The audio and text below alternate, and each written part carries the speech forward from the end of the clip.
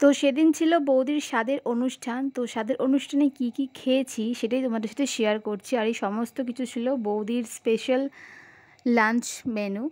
তো ফার্স্টে পোস্ত আলু ভাজা আর ডাল নিয়ে নিয়েছিলাম। আর এটা খেতে খেতেই তারপর চলে এসেছিল চিকেন। চিকেনটা সত্যি খুব সুন্দর টেস্ট হয়েছিল খেতে।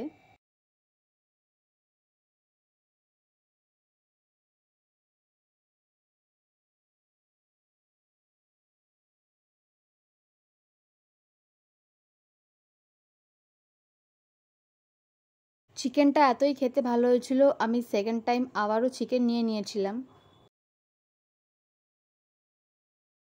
চিকেনটা শেষ করতে করতে দিয়ে দিয়েছিল পাঁপড়, আর আমি পাঁপড় খুব একটা পছন্দ করি না, তো সেই জন্য আমি অল্প নিয়েছিলাম। তারপরে দিয়েছিল পায়েস, আর দিয়েছিল রসগোল্লা, আর সব শেষে ছিল চাটনি। প্রত্যেকটা রান্নায় খুবই সুন্দর খেতে হয়েছে। আর এই হলো বৌদি। তো তোমরা সবাই প্রে করো যাতে হবু বেবি আর মা দুজনেই খুব সুস্থ থাকে, আর নতুন সদস্যের জন্য ওয়েলকাম।